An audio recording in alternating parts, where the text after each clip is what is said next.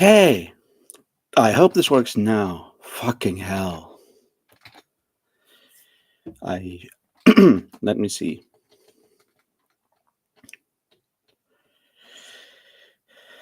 Ooh.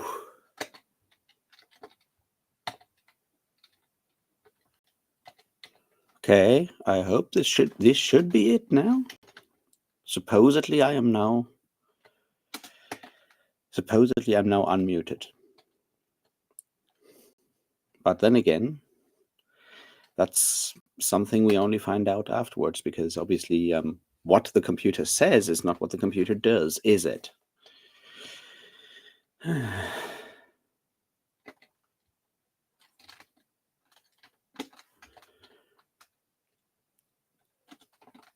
Let me see. Can you hear me now? I hope so. Can you see me? I hope so. Yeah, I can hear noises. That's good.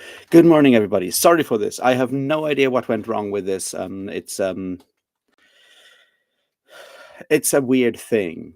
Apparently, setting up the stream and mistyping the date to yesterday and then editing it did apparently throw off the Restream software completely, and it stopped using my microphone, and then other stuff happened. It's frustrating. But what can you do? Apparently nothing. I hope you guys are still with me for some sprinting and all of that. What a fucking mess.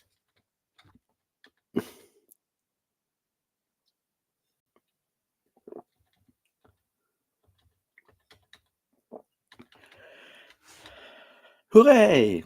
Hello, Ida. Hello, Apollo. Hello, Ori. Hello, dear Demidrek. I am so happy that you're still with me. Man, this was frustrating. Why do I even get up like an hour earlier?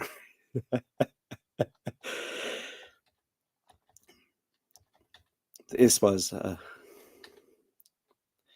Yes, your badge did change color, because after a month it changes color. There's like 6 or 7 of them, and we still the goal is still to have like custom ones, not the basic YouTube ones, but it changes after a while, so you can always tell who's been like an old channel member and a new channel member, and in between I think it's like every month until like the 5th month, or like after the first year it changes. There's a complex scheme, and I forgot it already.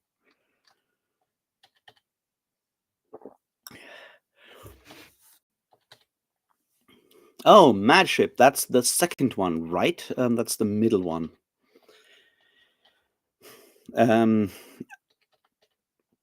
Kenneth is a complex character. There's like an interesting thing happening, and I found that very interesting. It's why one of the reasons why I want to talk about what's its face, Wizard of the Pigeons again. Robin Hobb is interesting in that he's one of the few authors that does in fact do sexual violence that happens that also happens to men a lot in interesting ways. And there's some of that happening obviously in Live Ship Traders, but there's also one of the few situations where I've read in a fantasy book, in an older fantasy book at that, because Wizard of the Pigeons is over 30 years old by now. It's 40 years old now. Fuck. Yeah, where there is a woman actually ignoring the consent of a man, and that is something that obviously it's bad. Don't get me wrong, it's bad that such things happen, but it stands out because usually it's just dudes raping their way through all of Fantasyland. So having the opposites like discussed in an actual slow and nuanced way is certainly something that stands out. Not the only thing that makes Wizard of the Pigeons stand out. Don't get me wrong. It's just like something that I'm like, wow, that's unique, or sadly unique.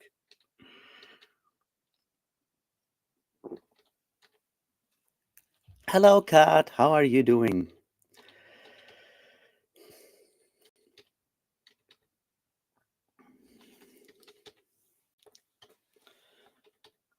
Yeah, that happens in yeah. So yeah, that's that. I did finish The Adventures of Amina Al-Sirafi yesterday. So, and I still have to think about it. It's a complicated book, in that it does a lot of things that I'm absolutely on board, and still something feels off, and I still haven't fully figured out what that off is. Um, and yeah, that'll take a while for me to think my way through, but I mean, hopefully I'll get it figured out by the time I record the video. Um, at least I already kind of know how to frame that. That's like an interesting thing, that how my pirate reading sort of lends itself to an ongoing sort of like through line.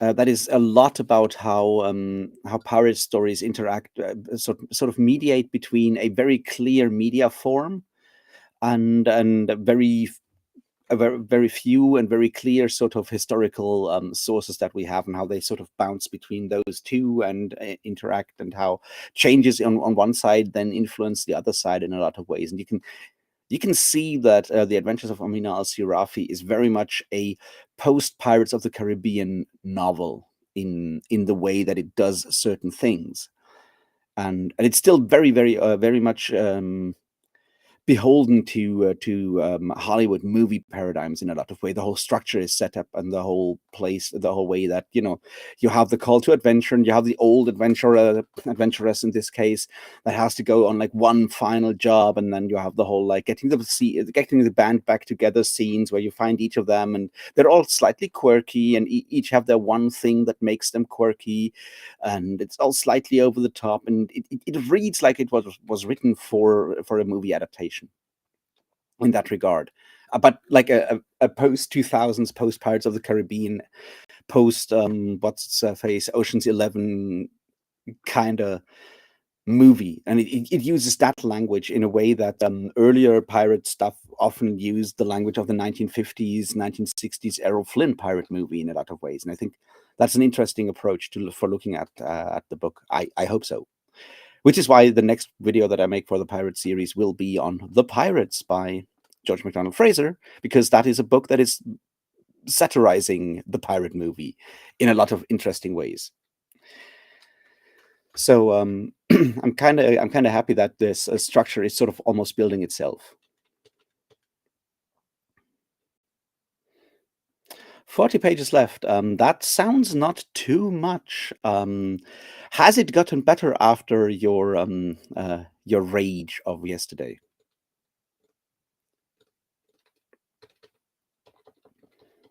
I sure hope so.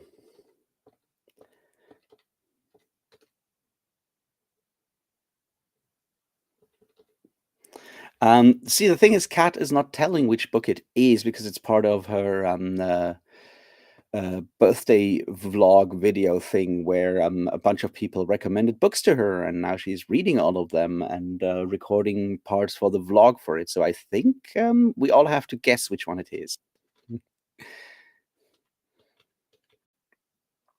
The On Stranger Tides is a pretty fun book, and it's once again incredibly good at picking up individual details, historical details from specific sources, that are well done. There's a scene in there. I forgot to mention that in my video, but then again, I didn't want to record like a fourth version of that video, so I stuck with it. Like, there's a scene in On Stranger Tides where our main character, being a puppeteer, is forced to is sort of the question, like, has to perform a puppet play with marionettes for the pirates on the beach. And he starts the marionette play, and then the audience kind of takes over and tells him which direction to take the story. And while it is obviously not an original source about the marionette play, there are sources in, I think, both the Buccaneers of America by, I already forgot his name again, because gods, like Alexander did something, um, uh, or in General History of the Pirates. There is a scene where they talk about pirate entertainment and how pirates often perform plays where they mock the courts held again. They perform like mock court plays against how pirates are um, judged and so forth, and how pirates are obviously press ganged and turned into the navy and then flee the navy for freedom and so forth. And Tim Powers takes those sources where we can clearly see he has read that specific source where that is in detail, and he goes like, well, I'll just take that because it's a really cool thing, because it shows how pirates, from what we know of that era, are aware of, are fleeing a very unjust, unfair sort of judicial military discipline system from the British Navy, which press gangs young kids into stuff, and then obviously brutalizes them, because being a sailor in the British Navy in the 17th century and 18th century is not exactly fun. In fact, it's absolutely fucking horrendous and brutal. So there's reasons for them to jump ship and start the life of a buccaneer and then later a pirate, for all of these reasons, and they're aware of them and are working through that in the kind of entertainments and arts they build for themselves. And Powers has read that and turns it into another thing, and that's all of that is really cool. The problem is obviously, on the other hand, if you stick to those sources, which are once again, sources with very clear agendas when they were written back then. And if you take these things as read and use them, then you end up with something like Anne Bonny just showing up to shove her tits in the face of the main character 3 times, because that's how she's described in General History of the Pirates, and that's bad. Because even General History of the Pirates gives her like a backstory on how she, runs away from her father, marries against her father's will, and goes to the pirates. There is more backstory there, and he doesn't have time to do more with her than just like have her, walk past, give her that cameo. And because the thing that Anne Bonny's known for is, from that one specific source, is to be very sexually active, forward, and promiscuous, that's what we get, and it reads incredibly denigrating in that book, on Stranger Tides. And what I was trying to say in that video was that making these specific choices, if you write historical fiction in particular, making choices which sources to use, which sources to trust, which parts of academic of historical writing, historiographical writing afterwards, you take as the sources for the version of the world that you're going to describe in your historical fiction. That has very clear ramifications for what comes later. It has consequences, and some of those consequences can be very negative. And that's maybe where as a writer of historical fiction, you need to step away from those original sources up to a point. And Powers does unfortunately not fully succeed at it in the pirate book. I think he works better in Declare, but maybe that's because the format of a Cold War thriller lends itself more to what he's doing there. Possibly because so much of what we assume a pirate story to be has been defined by movie, by theater, by stage play, by visuals, and not so much by the written word.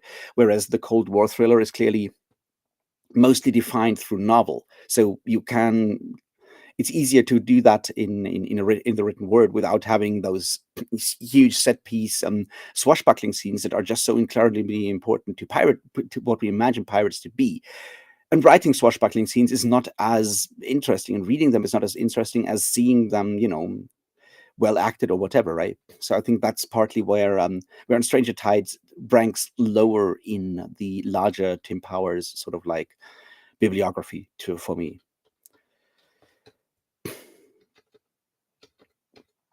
But it's still a lot of fun, and you get a lot of interesting pirate lore, and clearly Tim Powers has researched how to do sailing ship stuff quite a bit.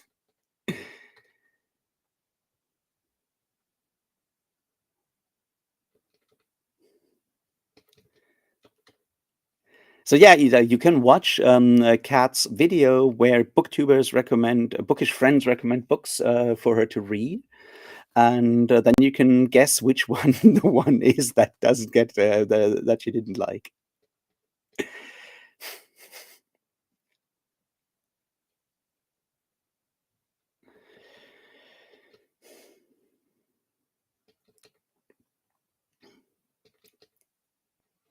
Hey, Brecken Spines, how you doing? Yes, it's the Fairy Librarian. The is Cat's channel. I don't know if I can actually link it in chat because chat is always a bit weird with that. But if you search for the Fairy Librarian and not the Library of a Fairy, which also exists.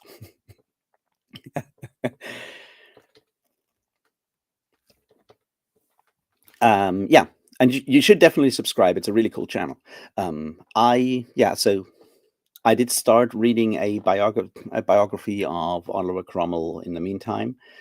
It's not very long, so whenever you are ready to start, if on a winter's night, a traveler, a cat, then I can totally get to it later today, possibly, or early tomorrow. So I'm totally flexible with that. It's just the first part of an Oliver Cromwell biography. The second one, Commander in Chief, will come out next month. So I figured I'll get to this half of the thing while I can. It's also currently free on Audible, and that's something I obviously always appreciate.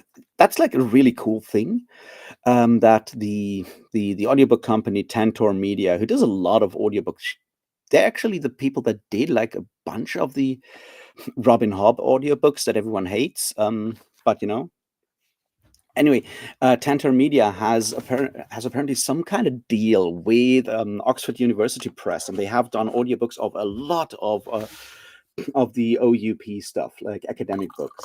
And the good part about that is that they have a large part of that. Once again, is part of the Audible Plus catalog. So there's a lot of these.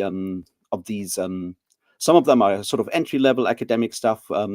Oxford University Press has these very very short introduction series, which they have like on all kinds of subjects, like a very short introduction to Oliver Cromwell, a very short introduction to I call it very short, very brief, one of those. They're good intro books, I think, but they also have like much more nuanced and niche kind of stuff that is just like free on Audible, which is really cool for me at least to get into stuff like quite a large part of my Mormonism sort of like reading and research was done through that specific avenue, because a lot of that stuff was done through published through either University of Utah University Press, one of those, which is obviously not BYU, but the other one. And they also are publishing their stuff through Tantor, and thus freely on Audible, which is just really nice, you know. I did not have to pay for the 28-hour biography of Brigham Young because it was free. Something I do appreciate.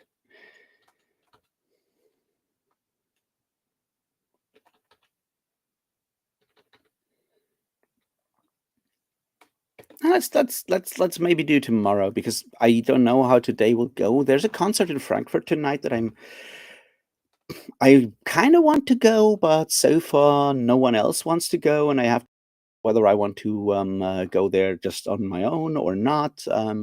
Obviously, it's the end of the month, and I basically have no money left, so it would be, we'll see how that goes. But if that happens, I will be back very late, and it will also take the rest of the day, sitting in trains and probably not being online, and that means that tomorrow is probably a better way to start that, especially since from what I expect of the book, it's not the kind of book I want to start at like 1 a.m. On a train after a death metal concert, right? That's probably not the best, not the kind of book you want to focus on at that moment. So I think tomorrow sounds better. But I am very excited about it.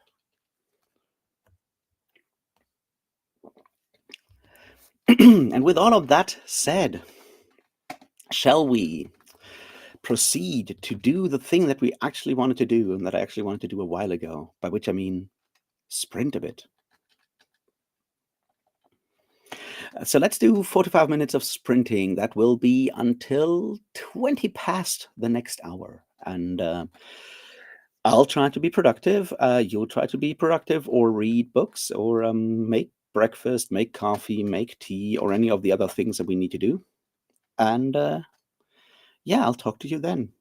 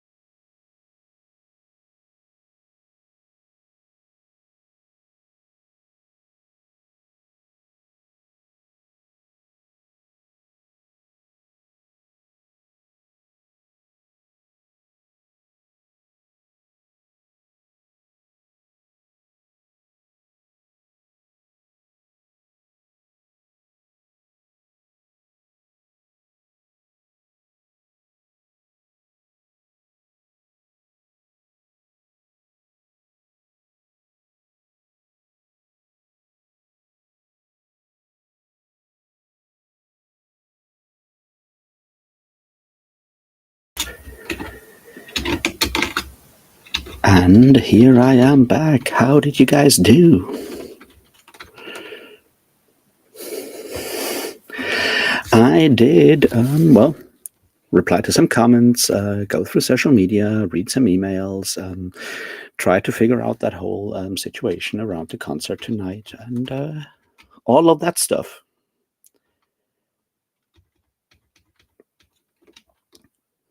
That's roughly what I did.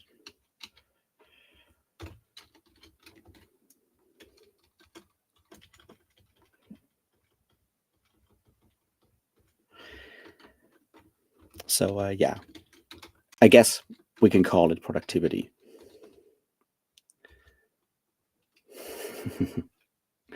I also had to look through my folder of Oliver Cromwell material because some of the bits in the Ronald Hutton, The Making of Oliver Cromwell, that I'm currently reading, some of the parts felt eerily familiar.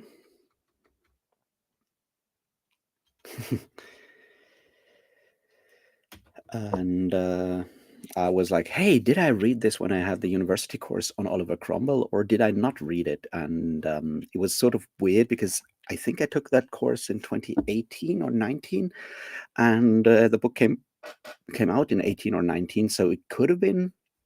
But it's I did not. It's just that there's not that much material about Oliver Cromwell's early life, so all Oliver Cromwell biographies read the same for the first 30 years or so.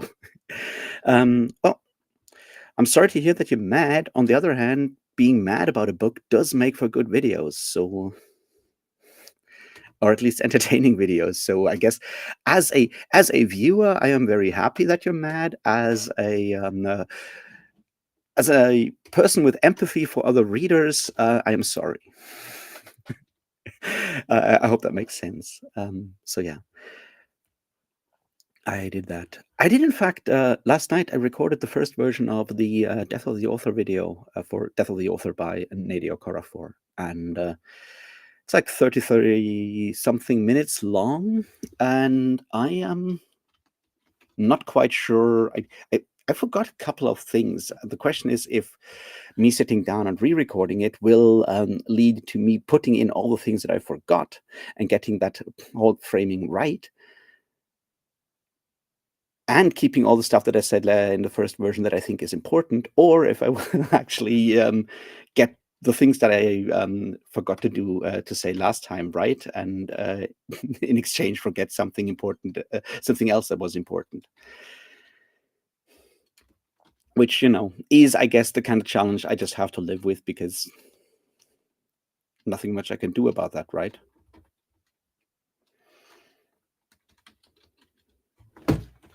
I don't know. It's the challenge of making the kind of videos I want to make without being able to read a script.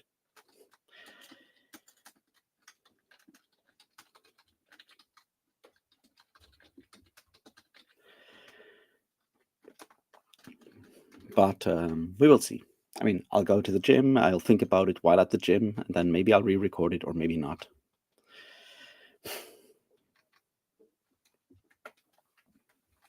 But yeah, making a video about a book called Death of the Author is just a bit of a challenge because whatever you do is already engaging both with that novel and the critical concept. And I mean, that's the good thing about that book is that it kind of forces you as a reader to engage with what Death of the Author as a concept actually means, because that's kind of what it does. And yeah, we will see.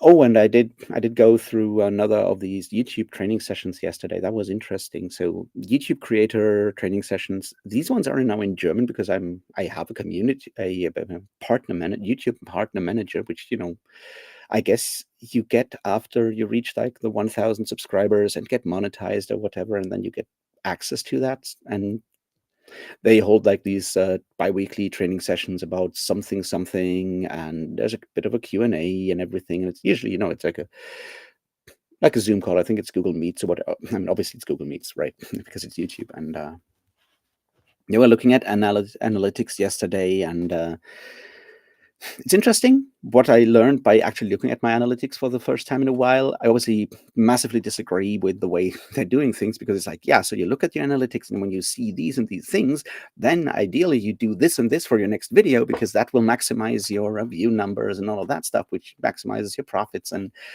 um, then there's a ton of marketing jargon thrown in, and I fucking hate that language and I hate the concept. And it's but it's interesting to see how, for me at least, to see how YouTube and a lot of YouTubers think about that because there's obviously questions like so obviously if I'm monetized I can decide where to set ad breaks in videos. I don't do that. I just click on what do whatever and that's it. But in theory you could set ad breaks where you want to set them. For example, if you have like a long video with like multiple chapters, right? It would make sense to put the ad breaks at the chapter breaks, sort of, right? And one of the questions was like, how many ad breaks and what's the minimum time between ad breaks I should use before I lose too many viewers to make up for the additional money? And I'm like, that's That's bad. That's bad on every level. And of course, a lot of questions like, so what about AI tools, using AI tools for making videos, using AI tools for editing videos, using AI tools for doing sound things, all of that. And I'm like, right, like I'm obviously very critical of a lot of what is currently passing for AI for all kinds of reasons, both technical and of course, ethical and so forth reasons. But and it's one of those bubble things. Like most people I interact with do feel the same, or are even more radical when it comes to disliking, hating, whatever you want to use for AI tools and so forth. Right? I can see potential uses for some forms of AI if done right and ethical and so forth, which are not at the moment. But and so going into like a meeting where there's like 60, 70 people that all do YouTube stuff and clearly most of them are excited to use more AI tools is quite the culture shock.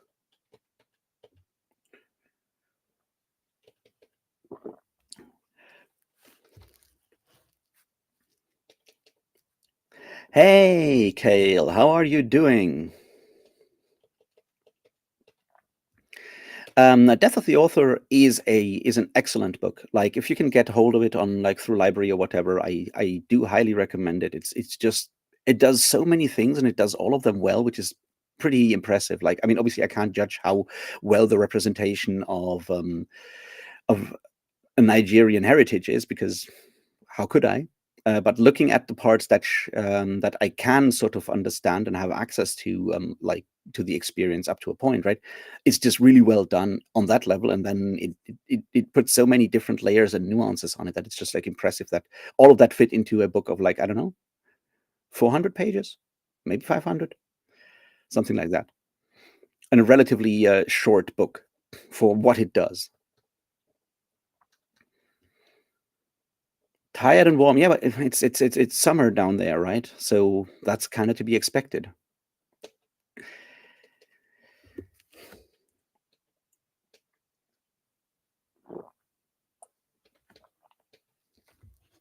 Yeah, I mean that's obviously the case with AI technology. For example, I know people who work in the field of like medical technology, and in that area, both when it comes to protein folding stuff, but also when it comes to image analysis for kinds of medical imagery imaging, there people are using AI there without constantly hyping it up or anything of the sorts, but they're using different machine learning and clustering and all of that kind of technology. It's just something that is already done, and it has definitely it has positive effects. It is a good thing, but that's obviously a far cry away from a Midjourney in a lot of ways. Don't get me wrong, like I see the sort of appeal of playing around with that side of large language models as well, but yeah, it's not going anywhere.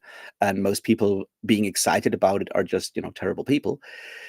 um, which is frustrating. On the other hand, getting like an actually working personal assistance kind of AI that does reply to my that helps me formulate, say, like write business emails or bureaucracy stuff. Right? I hate writing emails to people, to non-friends, but people I have to interact with, like city offices, officials, all of that stuff, right? I hate writing those kind of more formal emails because a lot of like insecurities and anxieties kick in whenever I have to do that. It's like, how do I do that to not come out, and like using like having AI tools to just basically pre-write that thing, just going through it and just exchanging a word here and there, and replacing a word here and there would definitely help me be better with keeping up communications that are important. And I think in that regard, AI could be a real help to people with anxieties, with certain mental health issues, and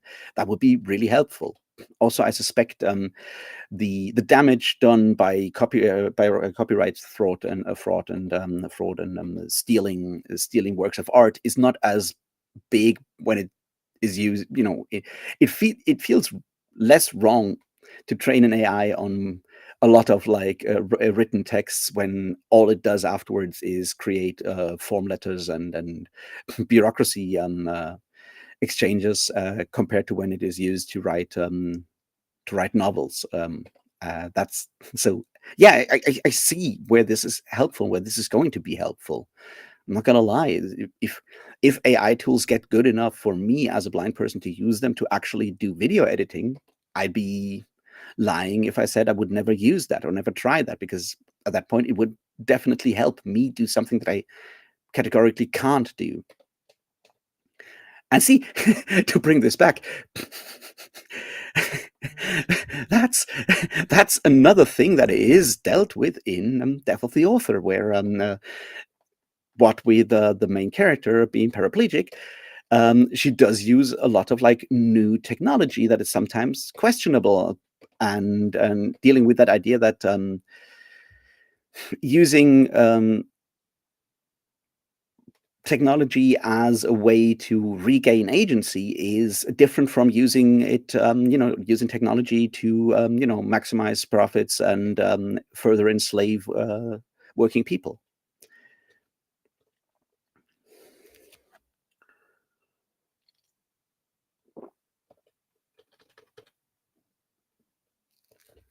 Yeah, of course. That is a very pithy way of phrasing it, but it's not wrong.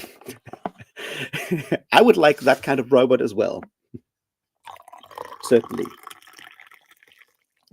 If it also could handle my correspondence with the city and other offices, that would really be good. Sadly, that's not what we have.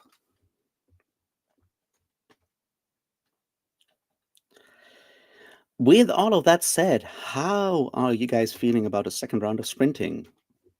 Once again, until 20 past.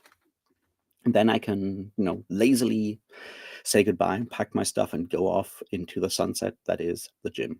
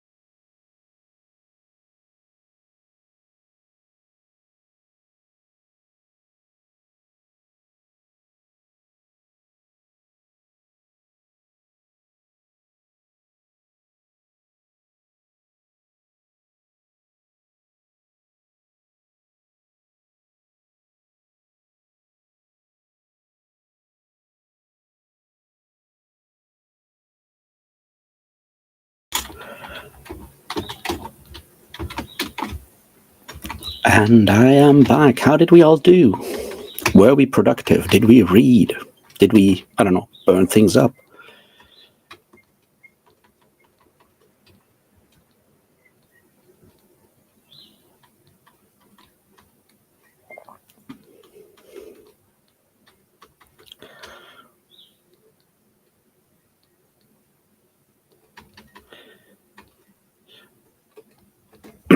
Yeah. Well, I'm glad it was at least hilarious in some way, Kat. That's good. And I'm sorry you missed the AI discussion, but I agree, Ida.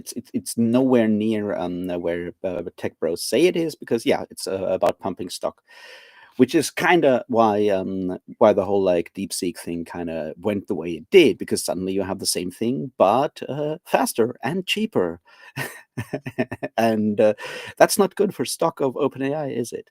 But yeah, I think it's it's that very specific sort of like hype bubble that specifically the American tech industry has sort of settled into, that is actually holding back, the development of actual, uh,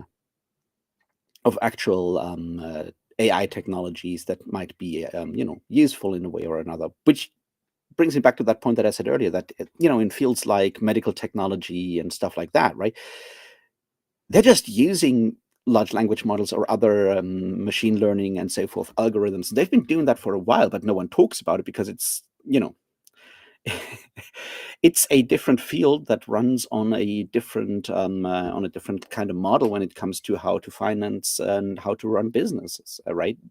They're just doing their job, and it's not it's not as flashy. It's not as much based on building a startup, overvaluing it, selling it to an investor, making money, and starting the next big thing. And yeah, so I agree that AI is not where some people think it is, and it's frustrating because there is deep in there is an interesting and useful technology, but we don't get that because that's not how the world works these days.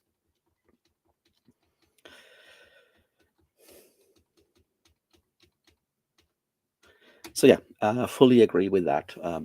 Sadly, I did once again refine the structure I laid out for the Death of the Author video, though. So I'm happy with that. I had to have like a longer conversation with a friend about something personal, and that did prevent me from writing prose stuff. But I figured if my brain's not where I need it to be to write the thing that I want to write, I might as well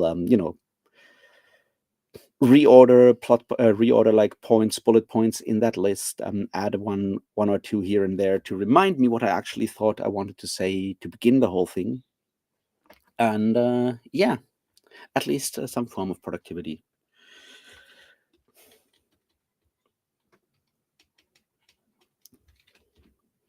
Still need to decide whether I'm going to the concert tonight or not. The main problem there being, of course, that traveling there is, it's totally fine. I can take trains and trams and everything to get to the venue. I've been there before. I've been even been there before on my own. But like going to a large concert as a blind person is just a lot of like high stress things going on. Like it's difficult to explain that. Like it takes a lot of energy, and it's always a question like whether I'm up for that or not. And then there's the counter impulse, which is that of course you want to do that because you want to show those fuckers that don't have time because jobs or whatever and don't want to come with you, even though they say like, oh, it's so interesting, of course I would love to, but I can't. And the can't is usually that they don't want to get up, come home too late or whatever, which I understand on the one hand, but yeah. But there's that like that impulse to show everyone that you can do that on your own, that you're capable to do things on your own. Yeah, it's I don't know, it's mentally taxing in a way, and emotionally taxing in a way, and I need to come to a conclusion there. So yeah, have a wonderful day, everyone. I will now run to the gym, do stuff there, and I'll see you around. Hopefully there will be a Death of the Author video later today for you all to watch, in case you have read the book already, because it will be, spoiler-ish. Although not necessarily spoilerish when it comes to big parts of the plot, but I'm gonna, dissect how the structure makes so much sense.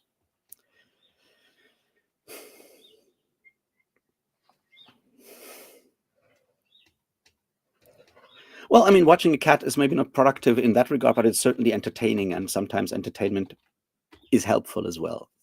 So, yeah, well, I guess, good luck to you and that mouse. And, yeah, I'll see you guys around, and, thanks for hanging out. We'll do the same thing tomorrow unless, I go to the concert and don't get the train that I want to get, but the final one, because at that point I'll be home at, like, 2:30 in the morning. And, yeah, that's when I am going to, maybe decide not to do the thing. So, yeah, see you